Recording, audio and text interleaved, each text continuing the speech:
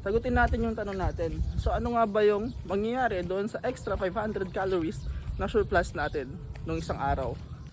Hello everyone, so this is Half Marathon Sub 2 Week 1 Session 2.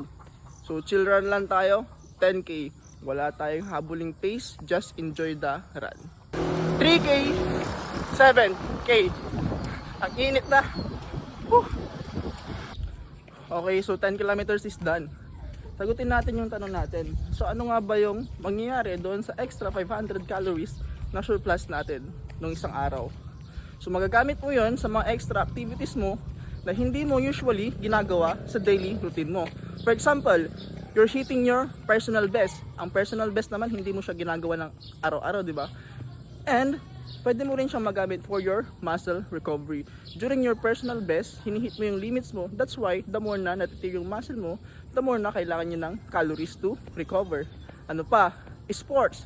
Basketball, badminton, or tennis, that's all high intensity sports. So overall, magagamit mo siya, yung extra calorie surplus mo for your personal best and other extra activities na hindi mo usually ginagawa sa isang araw. Follow-up question, Sir, paano naman kung hindi ko nagamit yung calorie surplus ko that day? Tinamad akong gumalaw.